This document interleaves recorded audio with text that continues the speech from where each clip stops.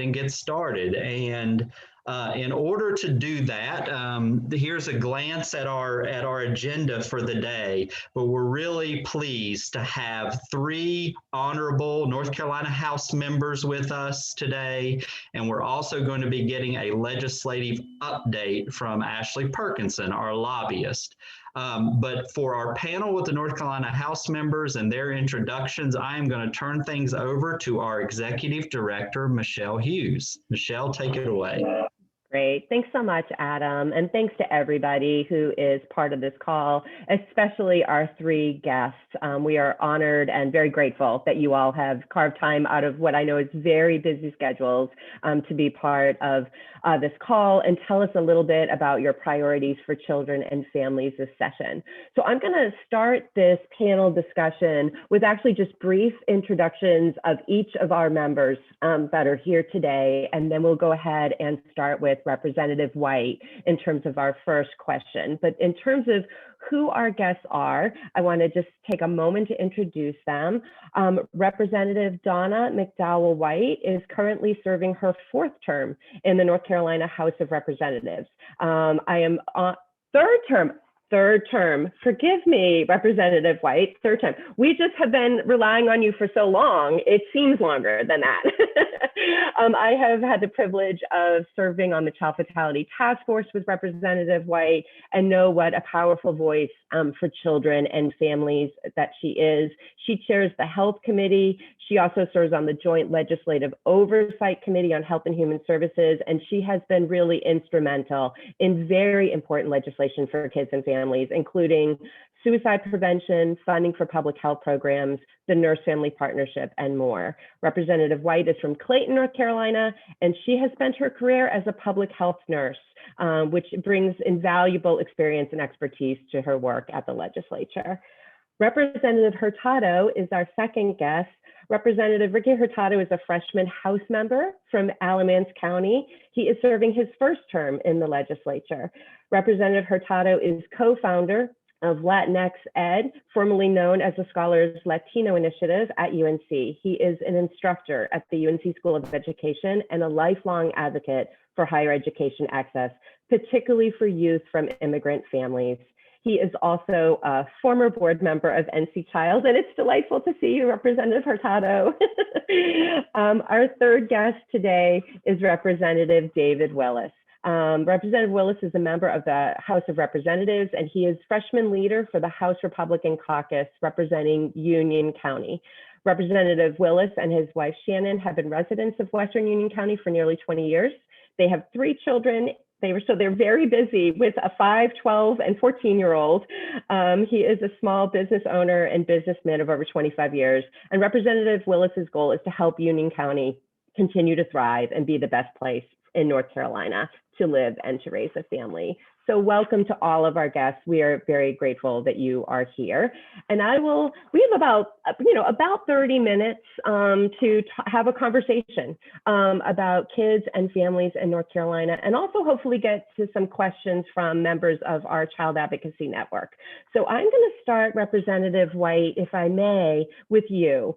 In light of COVID-19, what are your top priorities, a few of your top priorities for children's health this year at the legislature?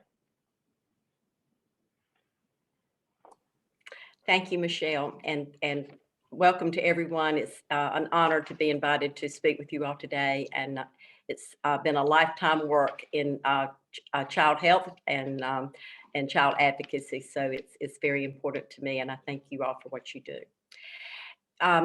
What I'm probably going to sum this up in a couple of words, and it to me, it kind of answers so many questions and gives us an opportunity to move forward in this state beyond COVID. As you all know, in about a week, we're going to be, I can't say celebrating, but we're going to be recognizing the beginning of our knowledge of COVID in North Carolina. We had a primary on March 3rd, 2020, and about 4 days later, I got a call from the speaker. And from that moment until this day, we have been working 18 to 22 hours a day trying to address the issues of North Carolina. And a lot of that has been directed towards the needs of children. And I know that you all know that we put a bill forth last week and it was vetoed. And I'm very sad about that because to me, being in a structured environment, and this is for school-age children, pre-K, pre-K in some of our public schools through 12th grade. And put the politics aside, but let's just look at children. When a child wakes up in the morning, and we know that many of the children that we're talking about are children that wake up alone, even on a good day when we don't have COVID. They are responsible for getting their own breakfast or getting to school and eating. They are, if they come into school on Monday, even though we have the backpack buddy program that takes food home on the weekend, many of these children still do not get that food on the weekend. And so they come in and they eat like they're from, third world country, and they vomit, in their food because they can't tolerate it. So I'm giving you some, I guess, the most extreme, but I'm telling you what's very prevalent across North Carolina schools. And I won't go into all that because I know we're limited in time, but I just want to say that as far as trying to get back to school, we have given, in the CARES Act, the original CARES Act, we gave over $400 million to our schools across the state. Then in the last couple of weeks, we've appropriated $1.6 billion to our school systems. We've held them harmless, so they have the money that they had in their budget last year. We never took any of that money back, even though they were basically not in school in person, which of course is a more expense than when you're doing it remotely. We've put the teachers at the front line and those ancillary employees at the front line for vaccinations, which begins within the next few days. Just think about and the reason I'm focusing on that legislation and that opportunity for children to get back into school is because it brings structure, it brings socialization, it protects them from what we know is an increase in abuse and neglect. Because when parents, that are already struggling, and I'm not, this is across the board. This is not just for our marginalized communities. This is for, parents that are struggling, that are in maybe a middle class or upper class socioeconomic status, I guess. But everybody is stressing. Many people have COVID or have had it or are afraid they're going to get it. So when you bring a child into a situation where there's already a lot of stress, and they stay there all day long and they have no outlet to get away. They can't get in their car and drive away. They can't run down the street because we're, under curfew. There's just so many things that school provides that no other structure in our state provides or in the nation. We are right now, because the governor has chosen to open things back up a little. I'm very happy that we're going to be trying that. We may have to go back, but we're trying that, and I appreciate that. But what that does is means that people who have not had a job, especially in the service industry, which is indicative of many of our marginalized communities, now they can get back to work, but they can't get back to work if they don't have childcare, if they don't have schools, or if they're going to leave their children to even a more critical situation of being alone at home and exposed to everything. When you talk about now that all the children have a device, we made sure of that in our first CARES Act. They've got access to the internet, and good Lord, I just don't even, it makes me nauseated when I just try to search it a little bit. Sometimes things pop up that you were not searching. But when you're looking for that because you're a child and that's, that pops up, you keep looking. We know the issues of the need for the third talk, and talking to children about early exposure to pornography that causes their little brains to fry in about 3 months, and they will always be dependent on pornography. And these are just, I'm just rattling on, but I'm just telling you some things that would possibly be corrected if we could get the children back in a structured environment. It would also, like I said, it would help the economy. It would help the people that can now work in service industries, that can now, our construction industries have been booming anyway. And if we could get those people back into the work environment in construction, service industries, and home care, our home care people wanted to put their had chosen to put their families in facilities. Now they're choosing to bring their families back to home care, which was the first long-term care, and we don't have aides to fill those positions. And so a lot of those aides that work in home care are in our marginalized communities, and we need to increase their wages and get them back into home care, and I'm working on that right now. So anyway, that's what I think would help. That is many, many, many priorities. Thank you so much for Representative White. I really do appreciate the focus on children's mental health and children's health, and what a huge concern that is across the state. We have seen rising depression, anxiety, suicide attempts among our youth, and I really appreciate your deep concern about those issues. So thank you so much for raising that. I am going to turn this over to Representative Hurtado for our next question. Representative Hurtado, you also have been involved in a lot of pandemic relief work on the ground in Alamance County, and I think seeing on the ground some of what the struggles that families have been having and kids have been having. And I wonder if you can talk a little bit about some of your priorities, particularly around as you see some of the unmet needs in your own community. Yeah, of course. Great to see you, Michelle, and it's great to be with you this morning. It's also great to see you again, Representative White. We were just chatting a week ago, and we connected the dots that we'd both be speaking here at NC Child together. And haven't met you yet, Representative Willis, but looking forward to having more conversations in the future. Yeah, that's a great question, Michelle. When we think about the unmet needs of many communities, especially in a place like Alamance County, which very much finds itself in flux. And what I mean by that is it's a changing community, demographically speaking, a community that historically has been more rural, but is growing pretty rapidly, urbanizing pretty rapidly. And so greater population growth, which also sees a greater demand for its services locally. And so I started, I found myself in a similar position, but as a new candidate in the beginning of this pandemic, and really wasn't sure how to best utilize my networks, my resources, my platform as a candidate running for political office. And so I did what I knew how to do, right, which was just get to work and support the community however I could. So I found myself at food banks, at food distribution sites, trying to hear from the community what they needed. And in the beginning, it was a lot of food insecurity issues, right? Folks had suddenly become unemployed overnight and really were just looking for a meal to feed their family, right? Create some sort of structure and normalcy for their family. You've certainly seen that evolve as more structure has been created to sort of get food to folks through our food banks and food distribution systems, but now has become a much more longer term issue of economic insecurity. And so folks say, you know, I can usually find a meal to eat somewhere, right? I can figure out where in my community I can get groceries for the week, or, you know, a meal for the evening for my family if we want to not have just the usual, I want to sort of perk my kids up. Right now, a lot of what I'm hearing is sort of the challenges of housing insecurity because of continued underemployment, right? A lot of folks have gone back to work, but aren't working nearly as many hours. And so making rent is tough, paying for utilities is tough. And thankfully, we've had programs like the HOPE program. And, you know, we just had some bipartisan legislature with the just last COVID relief, where we were able to get over $500 million for rental assistance.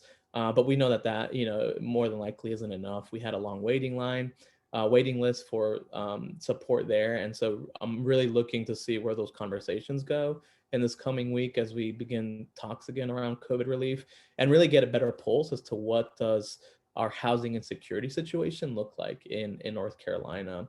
I know that the moratorium was just that, a moratorium, right? And I've been getting a lot of calls from landlords and from tenants, right? Where say, well, I'm glad, I'm grateful that sort of there's at least a Band-Aid here, but I've been unemployed for 6 months. How do I pay the back pay of 6 months rent to my landlord? And from the landlord side, right, it's more than often not malicious, and I understand that, saying like, I rented this place out to in good faith to the tenant. Now we both find ourselves in a difficult situation. I also have to pay my bills to sort of cover the rent for this house or apartment complex, whatever it might be. And so it's a difficult situation. And so I hope that we can have continued conversations around what economic instability it means for local communities that find ourselves in a pretty tight housing market already, and folks that are really on the verge of homelessness.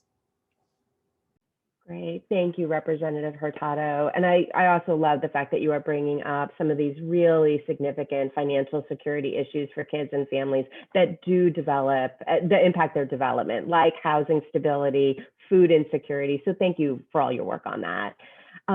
Representative Willis, I'd like to turn the next question over to you, if I may.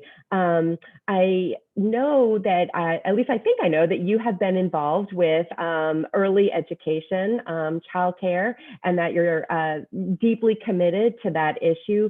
Can you tell us a little bit about some of your priorities for supporting childcare and early education in North Carolina, particularly given what Representative White and Representative Hurtado have been talking about, really needing childcare to be open, programs to be open, particularly as we look at trying to restart our economy. Thank you so much for being here. Hey, can you hear me? Yep. Yes, we can. Thank you. So thank you for the question, and thank you to Representative White and Representative Hurtado and the opportunity to speak this morning. I am an owner and operator of a private preschool in Charlotte, North Carolina. We have not been closed for a single day during this process. So I think you've got a tale of two stories really across North Carolina, and you look at some of the major markets and larger areas like Charlotte and Raleigh and Greensboro and places like that where there isn't a shortage of childcare, at least operationally, versus some other rural areas where we do have some of the closures and shutdowns in the childcare space that has hampered a lot of the recovery and families and folks being able to go back to work. So I think we have to look at how we help those rural and the lower income areas help provide opportunities for them to get reopened and to provide sustainable childcare for those families that need it and need to be able to go back to work. And I think it goes into a much larger issue that we're seeing across the entire industry, which is workforce and workforce development. Obviously, it's not an unknown issue that we've got a shrinking population of workforce within childcare and those that want to go into early childhood education. And so trying to figure out how we dip down into our K-12 system and recruit future workers and show them how they can have a successful career in early childhood as well as teaching in general, whether it's K-12 or beyond. And so we've got a lot of work to do from that perspective. And so what I'd like to do is continue to push on programs that are out there that reach those students in middle and high school and help them understand what career opportunities are there. In addition to the early childhood education, I've also served on the State Board of Community Colleges for the past 2 years. And we've got a lot of opportunities between NC Works and My Future NC. The reality on the ground is we have more jobs available than we do workforce. The problem is connecting the people to those jobs and those skills. And so the community college is going to be the face of that recovery and that opportunity to show that every North Carolinian is within really 30 minutes of a campus or facility or have the ability to go online and learn new skills and job skills that they can change careers. They can go into a new path, whether they're in, a career in college promise course as a junior or senior in high school, or someone like me that changed careers in their in their 40s. And so it's there's plenty of opportunity out there. We've just got to do a better job of getting the people to those opportunities and helping them understand the needs and where those where those jobs and what those skills are that they're going to need to be able to do that. Great. Thank you. Thank you so much, Representative Willis, for that, and really highlighting sort of the really heroic work of many childcare providers and centers who have been open and the things we need to do to make sure that there is a pipeline of early education folks who are able to be part of the workforce. So thanks so much for that. My next question I'm going to ask of Representative Hurtado, and it touches on what Representative White kind of opened with around sort of the challenges our youth are having because of the pandemic, because of the isolation, because of schools closing.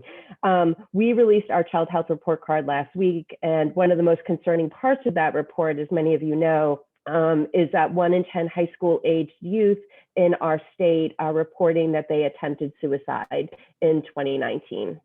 And so again, 1 in 10 youth are reporting that. And the rate is even higher among Latinx youth. They are reporting 15% reported suicide attempts in that data. And you have spent your career working with Latinx youth. Can you talk a little bit about the challenges that Latinx youth particularly are facing in this pandemic, and in just sort of the environment at the moment, and how you think your public health policies or our public health policies in North Carolina need to be different to address some of these issues for Latinx youth? Yeah, that's a really great question, Michelle. Sort of the state of mental health supports for our youth is something that keeps me up at night, and I'm glad actually to see, as we began the session, the almost universal concern for mental health. It's come up a number of times in this conversation about reopening schools. Representative White just mentioned it, and it's easy to understand now as we've sort of undergone a collective trauma as a society, right? What does it mean to sort of retreat from our communities that we didn't realize, or some of us did, but many of us didn't, that take care of us on a day-to-day basis, right? And so I know that that's a reality for a lot of our youth, but especially for Latino youth who also find themselves in unique circumstances in terms of, in my experience and with many of the youth that I work with, sort of the responsibilities they have at home in terms of working 1 or 2 jobs. Many families in North Carolina as well were hit particularly hard by the pandemic from Latino and immigrant families due to the unemployment and the industries that were hit. We know many Latino parents and immigrants work in industries such as construction, such as our retail and restaurants that saw, much more of a downturn in that work once we were hit by the pandemic. And I think there's also another piece here that I pray that we have much more nuanced conversations around, and that's around sort of where we go in terms of how we include our immigrant community in the work that we do every day. I know that there's a general impasse and disagreement at the national level and even at the local level around how we go about issues of our immigrant community. But the community that we're talking about is 10, 20, 30 years old in terms of how long they've been in North Carolina. And many of the students that I work with, 93% of students in North Carolina are US citizens, but many of those students may find themselves with parents who are non-citizens. And so that actually led to a really challenging situation during the pandemic where many families did not receive any relief, none of the stimulus checks, none of the unemployment. And so we've had families who for 12 months now have really been scrapping to figure out how they feed their children and how we sort of move forward, right? And so sort of reasonable people can debate immigration policy, of course, right? There's disagreements on how we go about that. But I think removing the politics from it, really concerned about the future of our children, right? And what this looks like moving forward around mental health, around physical health. And I see those issues every day when I work with the middle school and high school students I see every day, the concerns for their family, how they're literally about survival, right? And so I think we have to keep our children and families in mind when we talk about many of these issues happening in our community. Thank you so much, Representative Hurtado. And one of the things that I love that you pointed out, and that we always say at NC Child and in our CAN network, is that kids come in families who come in communities. And the stresses of the family, the stresses of the community absolutely impact children. And if we're going to help children, we have to make sure that we're helping their families inside their community. So thank you for pointing that out. It's really important. My next question is for Representative White, and it picks up on this issue of access to healthcare. Representative White, first, we just want to thank you for your work last year or in 2019 on HB 655, the Healthcare for North Carolina Working Families. And we're just wondering if you have any thoughts about what it will take to break the logjam on this type of legislation so that we can close the coverage gap in North Carolina and that we can do it in a bipartisan way. How do we expand healthcare access in North Carolina in a bipartisan way? I wonder if you have any thoughts on that. Well, I think that the governor kind of started that dialogue. Well, not started, it's been going on for some time, but he brought a bunch of us together, a bipartisan, bicameral, and folks across the state that for I think we had 4 or 6 meetings beginning in late November and continuing into January. It was called the Governor's Council, Health Council. And we had wonderful opportunities for great presenters from across the nation, but for particular issues and models of expansion. And we had good dialogue among the bipartisan groups. And there is a product that has come out of that, framing many of the recommendations. And I think the recommendations were certainly bipartisan as well. So I think that's a start. A start that has given has put the administration and the legislature more on a palatable dialogue, because instead of sending bills to be vetoed, now we are working on options. And obviously some of those options are already working through the General Assembly as we speak in bill form. And I don't know exactly at what stage some of them are. So if I say they're working through, that may be that they're in bill drafting and you don't know about it yet. And some of us don't know about it yet if it's a bill that we're not, that we didn't enter ourselves. Everything is very confidential in the bill drafting process. So, but anyway, we are definitely, I could almost say definitely 100% sure we're going to have some telehealth. We've got some telehealth bills moving through. Teledentistry, that one just makes me want to laugh. I just cannot imagine how my dentist is going to get through there and put me into pain. But anyway, telepsychiatry, which I think is going to be a huge asset to North Carolina, is to have telepsychiatry.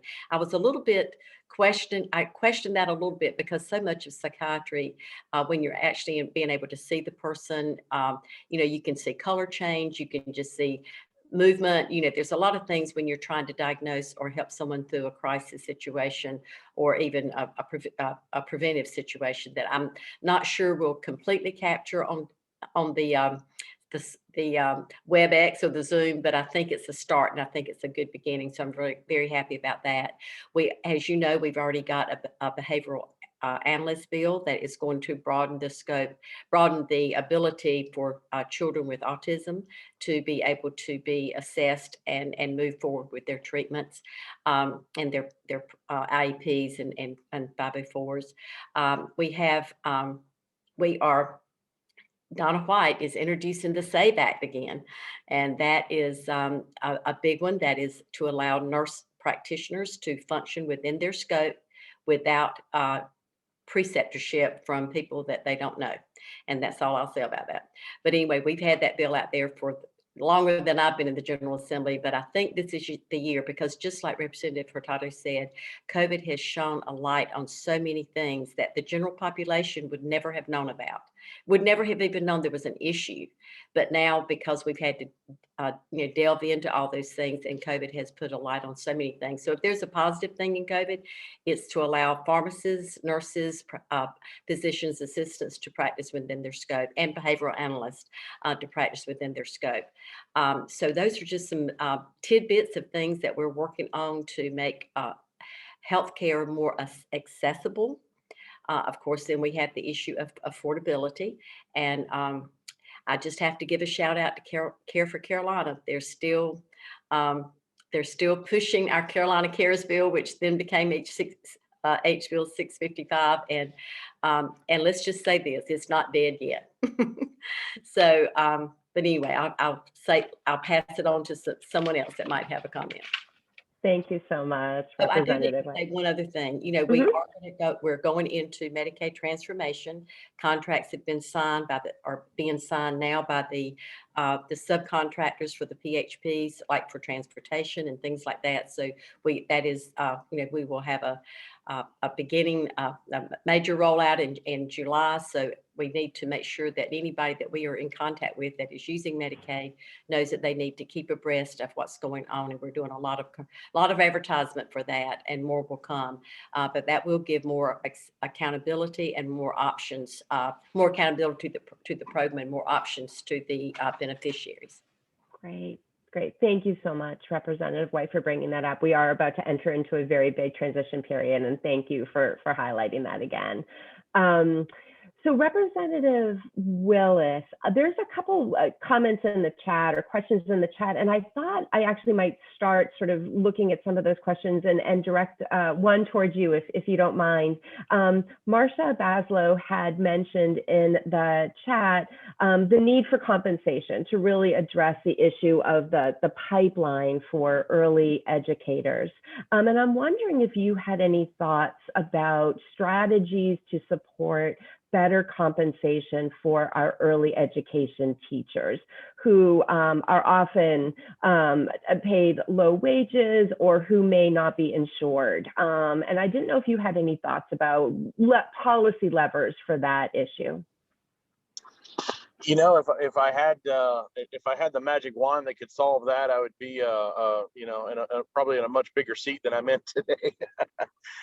No, unfortunately, there is no magic wand on that. It's a critical issue. I mean, both from a healthcare perspective and from a compensation perspective.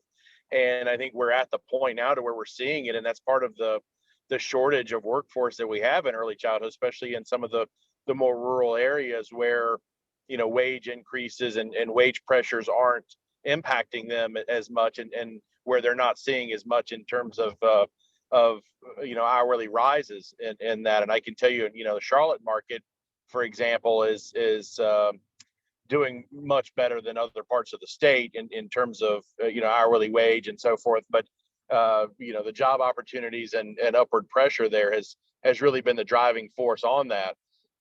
You know, for areas around the state and some of our very rural areas, they don't have that, and so we've got to come together and figure out how we do that. And you know, it's not going to be an easy solution, and it's not going to be something that's done overnight, unfortunately. But we're going to have some serious conversations about you know, how we fund early childhood and what that looks like going forward, and do we, you know, do we kind of touch some taboo areas that we've not touched before in terms of, you know, more partnership with DPI, you know, more subsidy within those programs, and you know, for the teachers, for the families, and you know, we're going to have those conversations, or we're going to be in a real bind. You know, as many counties are already seeing right now with the pandemic in terms of availability of childcare, and so. There isn't a magic wand other than just rolling up our sleeves and getting to work and really sitting down with both sides to come up with something that that is sustainable and something that we can, you know, we can really get on board with. And so it's going to take a lot of work, and unfortunately, it's going to take some time as well. Thank you so much, Representative Willis. And I know that your experience in this area of early childhood is going to be really important as we move forward with those discussions. So thank you for that. Fawn and Adam, any additional things from the chat that you all wanted to lift up? I know that we're at 11:38 and I want to be cognizant of time. Stuff in the chat. So just let's see. I think concerns about telehealth in terms of not necessarily having that broadband access in a lot of places, which is really challenging. And of course, you know, lifting up the idea that going back to Care for Carolina, Medicaid expansion, those kinds of things as a solution that, you know, if the relief bill that's moving through the federal, through Congress right now were to come through, could bring a lot of federal health and Medicaid dollars down to North Carolina. So just lifting that back up is an important solution to keep our eyes on. And, you know, also re-emphasizing from the childcare community, really excited to work with you all on some of these challenging issues. And so thanks for the opportunity. Yeah, wondering if any of the members have any closing words that they want to share. I'm happy to jump in here. Just really quickly, great to be with everyone.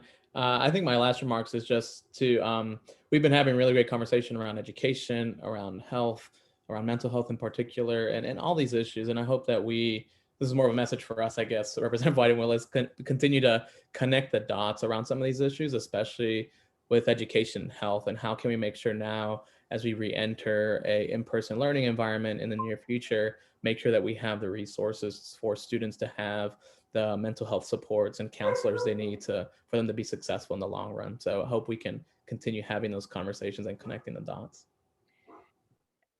Michelle? Yes, ma'am. Thank you. We are starting an early childhood caucus. We have it registered now, and we are going to be having bipartisan co-chairs.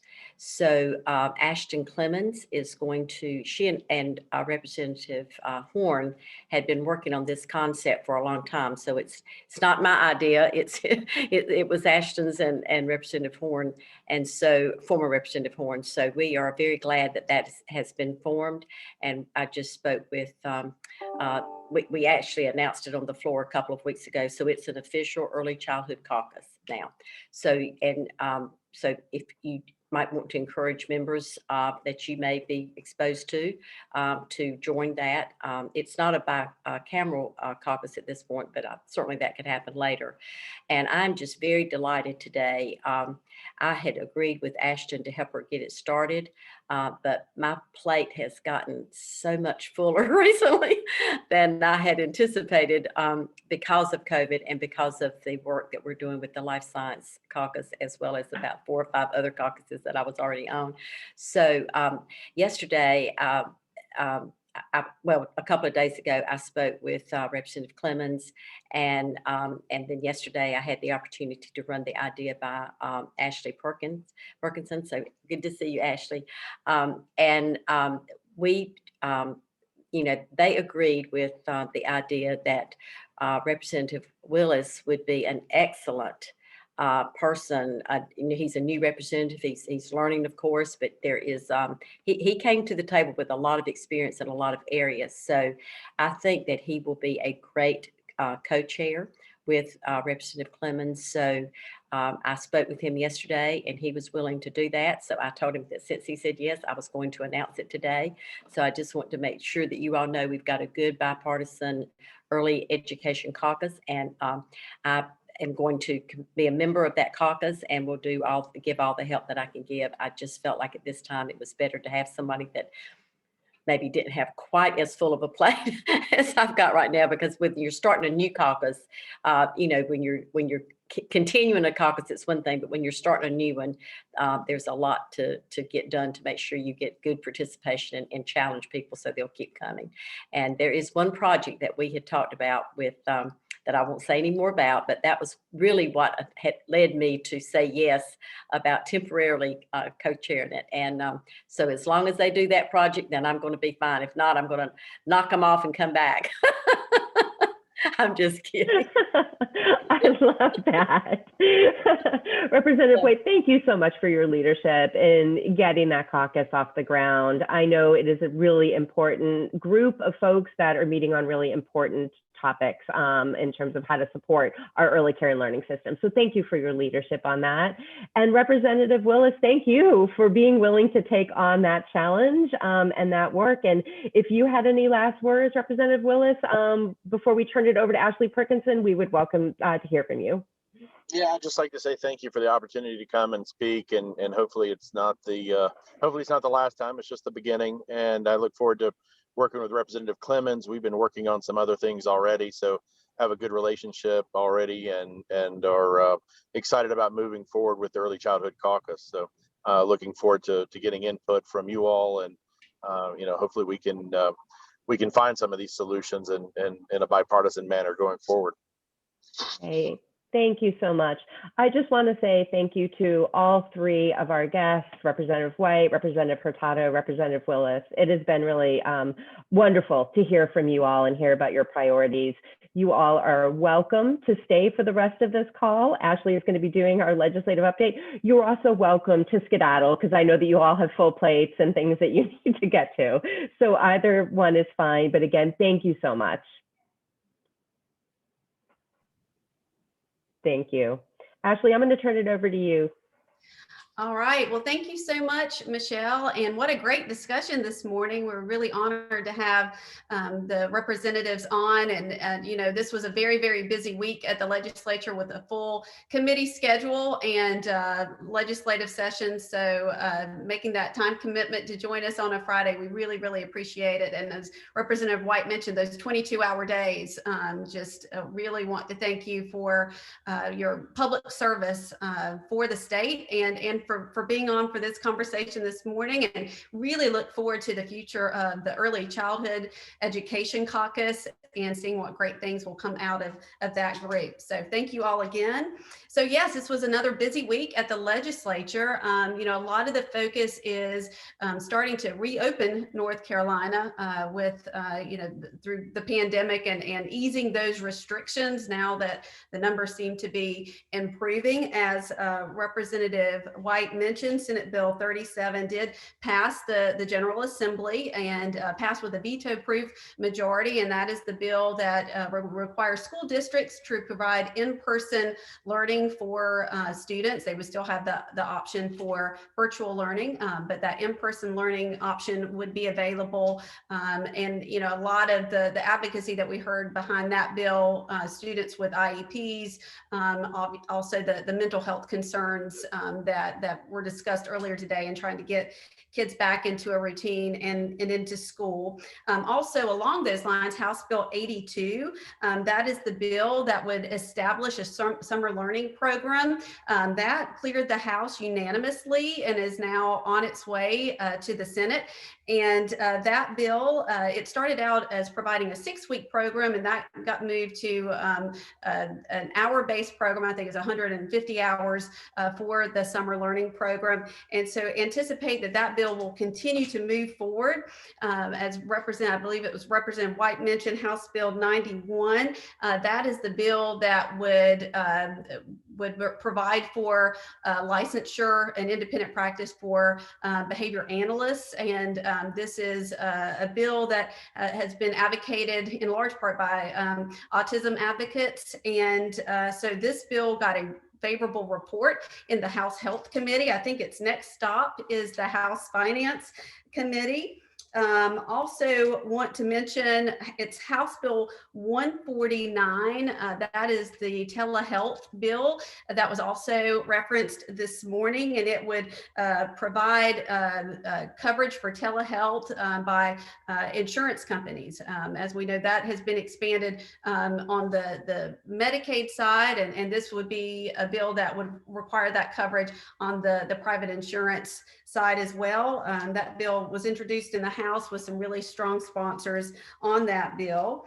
And then other bills that we wanted to mention this morning, this one just got introduced yesterday, House Bill 173, and it would split into 2 separate Department of Safety divisions, the juvenile justice system and the state's prison system. And this is, you know, I think a continuation of that raise the age legislation and trying to make sure those individuals who are, you know, juveniles, that they have those separate supports to help get them, you know, in a better place than the adult prison system. So that bill was introduced just this week. Also want to mention on the congressional side, the American Rescue Plan is expected to pass the U.S. House today and maybe start moving through the Senate next week. I think NC Child is doing an update for folks on that federal legislation next week. So stay tuned, and thank you so much, all of you, for joining the call today. If there are any questions, we'd be happy to answer those. But thank you again to the representatives who joined us, and for all of the child advocates on the call for all the work that you do. Thanks so much, Ashley. Really appreciate it. I don't know that I saw any questions in the chat. Fawn, no. And thanks again, Ashley. I mean, I'll just 1 second, I'll just say, you know, this American Rescue Act, or is that the name of it, is, I mean, this is a monumental piece of legislation if it passes. I mean, if you just look at, I mean, first of all, the sheer dollar amount, $1.9 trillion. But, and I mean, who knows what will kind of inevitably come out of it in the end. But I mean, the pieces in this and what it's going to do to slash child poverty, et cetera. I mean, it could be a game changer in a lot of ways for sort of how we structure governmental support, for lack of a better term. I mean, now a lot of these things are not permanent that are in the American Rescue Act. So that's sort of like the question is like, would we continue to supplement folks with a child tax credit, kind of indefinitely, $300 a month, per child or what have you? I mean, but we're talking about something that's going to lift half of U.S. children or nearly half potentially out of poverty. So, we're all I'm just kind of personally fascinated by that process and what's going on with that and interested to see what happens in the Senate and what comes out of it. And then, this is the first of 2 reconciliation processes this year. I mean, we're going to have another process in the fall where you could see another significant round of really game-changing legislation kind of come through. So I think the question will be what kind of bipartisan consensus is perhaps met through that process, where are the hangups, et cetera. But we certainly will keep everyone apprised on the federal front with that, in addition to everything that's going on the state level. And being a fellow graduate, a side note, being a fellow graduate of Appalachian State, 1996, which I apparently have found out Representative Willis also is, I expect nothing but spectacular things from him. So, all right. Do we have any announcements or anything else prior to adjourning? Adam, you just want to share what's coming up on the Friday updates over the next couple of weeks? Absolutely. So next week, we're going to be hearing from Tara Callahan, who is an awesome advocate around criminal justice reform here in the state of North Carolina. She's going to be sharing with us, and we're trying to run down another presenter as well. March 12th, please tune in to hear from Yasmin Garcia Rico with DHHS, who's going to be talking about vaccination priorities and disparities. And sort of what's being done in North Carolina to address some of those. That should be a fascinating conversation. The March 19th, State Budget 101, we will have our policy director sharing information and sort of walking folks through kind of a budget, just the basics around budgeting here in North Carolina and what folks might be able to expect moving forward. Then in late March, Vicky from NC Child's going to be talking about these new county data cards, and we're very excited with what's happening there and the interactive nature of the data that's going to be available. And we find that to be one of the most used pieces of information that folks across the state like to utilize because it digs down to the county level. Then we got Good Friday off, and we're moving on from there. I think we've already got a couple things lined up for April too. So hope that you'll continue joining us and spreading the word as well. Okay, if there is nothing else, then we will sign off and hope to see you all next Friday. Thanks. Thanks, everybody. Happy weekend.